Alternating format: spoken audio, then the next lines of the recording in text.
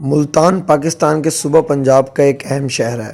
یہ شہر دریائے چناب کے کنارے آباد ہے۔ آبادی کے لحاظ سے یہ پاکستان کا 5واں بڑا شہر ہے۔ یہ ضلع ملتان اور تحصیل ملتان کا صدر مقام بھی ہے۔ بقیہ تحصیلوں میں تحصیل صدر، تحصیل شجاع آباد اور تحصیل جلال پور پیروالا شامل ہے۔ ایک قوم جس کا نام مالی تھا یہاں آ کر آباد ہوئی، اور سنسکرت میں آباد ہونے کو استہان کہتے ہیں۔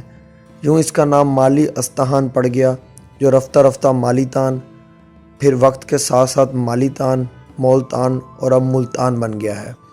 اس کے علاوہ ملتان شریف کا ایک دوسرا نام مدینۃ الاولیاء بھی ہے، جو کہ زبان زد عام ہے۔ مدینۃ الاولیاء یعنی کہ ولیوں کا شہر۔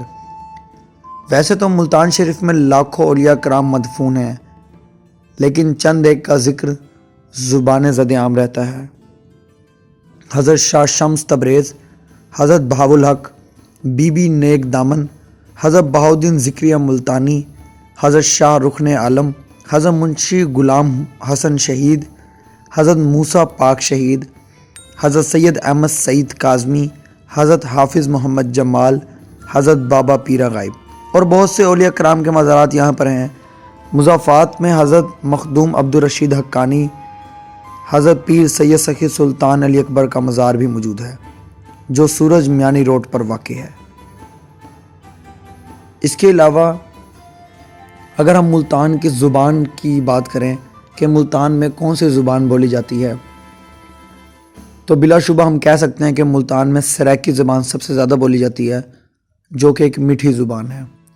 اس کے علاوہ اردو، پنجابی، پشتو اور انگلش زبان بھی بولی جاتی ہے، لیکن تقریباً 66% لوگ سرائکی زبان بولتے ہیں۔ ملتان ایک پرامن، صوفیوں اور اولیاء کرام سے بھرا ہوا محبتوں کا شہر ہے۔ ملتان کی تاریخ میں قلعہ ملتان کی بہت اہمیت حاصل ہے۔ ملتان کی تاریخ بہت پرانی ہے۔ اس کا شمار دنیا کے قدیم ترین شہروں میں ہوتا ہے۔ بہت سے شہر آباد ہوئے مگر گردش ایام کا شکار ہو کر صفحہ ہستی سے مٹ گئے، لیکن شہر ملتان ہزاروں سال پہلے بھی زندہ تھا اور آج بھی زندہ ہے۔ ملتان کو صفحہ ہستی سے ختم کرنے کی کوشش کرنے والے سینکڑوں حملہ آور خود نیست و نابود ہو گئے۔ آج ان کا نام لیوا کوئی نہیں، مگر ملتان آج بھی اپنے پورے تقدس کے ساتھ زندہ ہے اور مسجود ملائک بنا ہوا ہے۔ شیخ الاسلام حضرت بہاؤالدین ذکریہ ملتانی رحمۃ اللہ علیہ نے ایسے تو نہیں کہا تھا، ملتان مابا جنت اعلیٰ برابر است۔ اس بارے کہا جاتا ہے کہ یہ 5000 سال پرانا ہے، لیکن ہو سکتا ہے کہ یہ اس سے بھی قدیم ہو۔ اس بات پر تمام مورخین کا اتفاق ہے کہ ملتان اور قلعہ ملتان کا وجود قبل از تاریخ دیو مالائی دور سے بھی پہلے کا ہے۔ قابل افسوس امر یہ ہے کہ حملہ آوروں نے ہمیشہ اس قلعے کو نشانہ بنایا اور اسے فتح کرنے کے بعد خوب لوٹ مار ہوتی رہی، مگر اسے بحال کرنے کی صورت پیدا نہ ہو سکی۔ 1200 قبل مسیح دارا نے اسے تباہ کیا۔ 325 قبل مسیح سکندر اعظم نے اس پر چڑھائی کی۔ پھر عرب، افغان، سکھ اور انگریز حملہ آوروں نے قدیم قلعہ ملتان کو برباد کرنے میں کوئی کسر نہ چھوڑی۔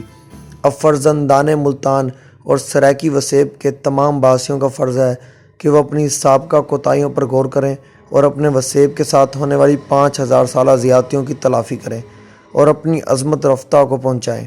تاریخ ہمیں بتاتی ہے کہ ملتان ایک شہر ہی نہیں، ایک تہذیب اور ایک سلطنت کا نام بھی ہے۔ اگر میں ملتان کے مشہور مقامات کی بات کروں تو حسینہ گئی، گھنٹہ گھر، عزیز ہوٹل، قدیر آباد، سورج میانی، قاسم بیلا، لنگڑیال، شیر شاہ اور پیرا غائب ہیں۔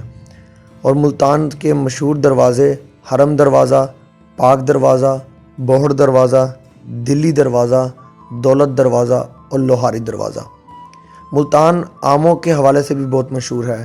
اس میں مشہور اقسام چونسا، دسہری، کالا چونسا، لنگڑا اور سندھڑی شامل ہیں۔ ملتان کی کچھ مشہور سوغاتیں جو پوری دنیا بھر میں مشہور ہیں: حافظ کا ملتانی سون حلوہ، حافظ عبد الودود کا سون حلوہ، ریواڑی کی مٹھائی، دل میر کے پیڑے، حرم گیٹ کی کھیر، نواب ہوٹل کا نمکین، خونی برج کی مچھلی، دال مونگ اور رشید آباد کا دیسی ناشتہ۔ اگر ملتان کے رقبے کی بات کی جائے تو ملتان کا کل رقبہ 781 کلومیٹر یعنی 302 مربع میل ہے، اور اس کی بلند ترین پیمائش 423 فٹ یا 129 میٹر ہے۔ 2017 کی مردم شماری کے مطابق ملتان کی آبادی 47,45,109 ہے۔